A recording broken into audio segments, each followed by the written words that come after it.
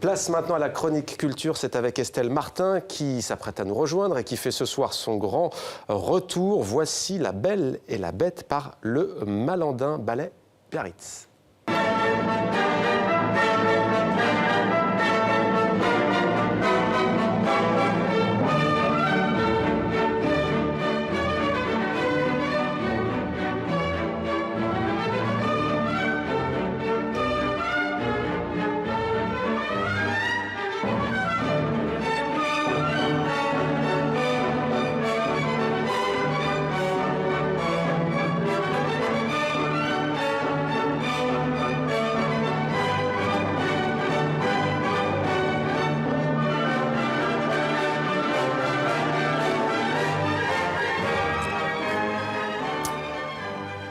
Bonsoir Estelle, ravi de vous retrouver. Bonsoir Vous avez Mohamed. parcouru le monde, Tunis, Abidjan notamment. Vous êtes de retour avec cette création signée Thierry Malandin. Mais je tiens à dire, je ne suis pas la fille de Jacques Martin, que ça soit clair, je ne suis pas une fille J'allais vous de... Donc oui, Thierry Malandin, parce que pourquoi de la danse? Je vais vous parler essentiellement de danse, je ne vais pas le faire sur pointe, mais parce que en décembre, en France notamment, mais dans toute l'Europe, c'est vrai que ce sont les spectacles de danse qui sont à l'affiche, car c'est un spectacle qu'on va voir en famille. Et j'ai eu la chance de voir ce week-end, donc La Belle et la Bête, c'est une création du ballet de Biarritz, une création dévoilée dans un lieu magique, l'Opéra Royal, donc, qui a été construit sous Louis XV à l'intérieur du château de Versailles, donc beaucoup de lys, de fleurs de lys, de dorures. Et il avait un peu la pression, Thierry Malandin, non pas parce qu'il était à l'Opéra Royal, mais parce que c'est difficile de revisiter La Belle et la Bête. On pense tout de suite à ce chef-d'œuvre du cinéma français, dont on va voir quelques images. Voilà, La Belle et la Bête, filmé par Jean Cocteau avec Jean Marais. C'est vraiment un film magnifique, extrêmement poétique, symbolique. Et Thierry Malandin y fait référence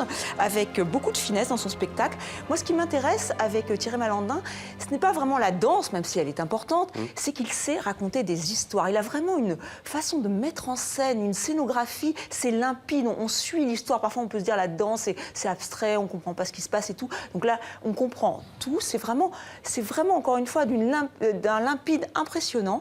Et donc, on va voir tout de suite comment il a imaginé La Belle et la Bête.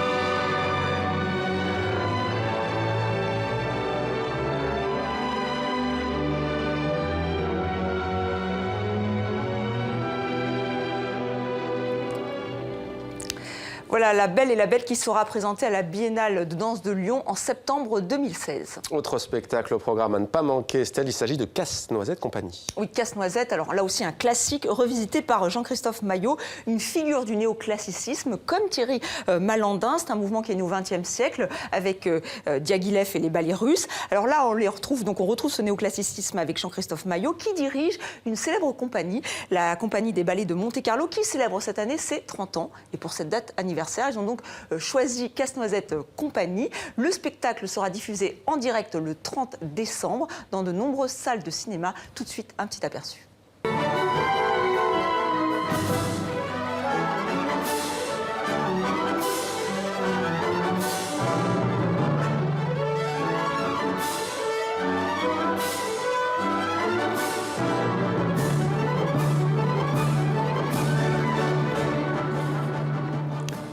Casse-Noisette, La Belle et la Bête, vous allez me dire, c'est un peu classique. Absolument. Voilà, vous êtes sûr parce que d'habitude, je ne suis pas classique. Eh bien non, ne vous inquiétez pas, j'ai du belge avec Alain Platel, chorégraphe, metteur en scène.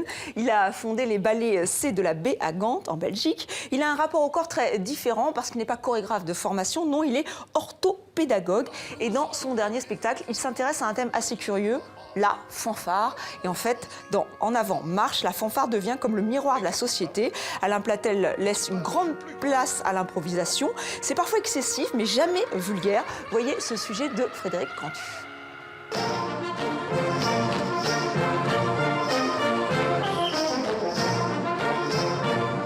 Ça, c'est, je crois, un thème qui revient dans toutes les pièces que j'ai faites.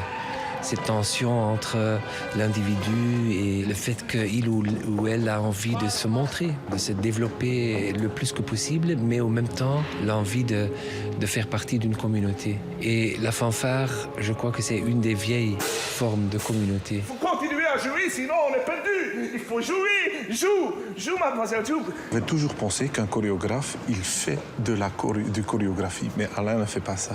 Il regarde, il te laisse improviser, il te laisse trouver. La vie est une tartine de merde et chaque jour on mange un petit morceau.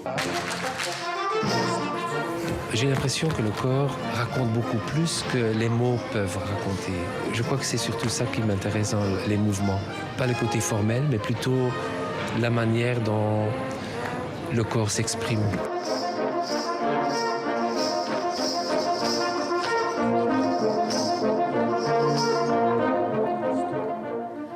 Un porté impressionnant. Ne faites pas ça à la maison, enfin ça dépend avec qui. Donc voilà pour ce spectacle signé Alain Platel. Si vous êtes plus classique, n'oubliez pas qu'il y a la Bayadère à l'Opéra Garnier. À l'Opéra Garnier, là c'est un spectacle très classique, sur pointe. D'ailleurs nous recevrons Benjamin Millepied en fin d'année dans 64 minutes. Et si vous aimez la danse moi-même, Absolument. il faut lire Ballroom, un MOOC, un trimestriel que vous trouvez soit en librairie, soit sur Internet. Il y a très peu de magazines qui s'intéressent à la danse et c'est bien dommage. Donc je vous conseille vraiment vivement Ballroom. Vous avez envie de nous mettre à la danse, Estelle. Hein, J'ai essayé en tout cas. Dans Merci cette chronique beaucoup. spéciale danse. C'était Demander le programme. Je crois que demain, il y a une autre spéciale. Hein, on n'en dit pas plus, on verra. C'était Demander le programme. Merci Estelle. À demain, donc, pour une nouvelle chronique culture.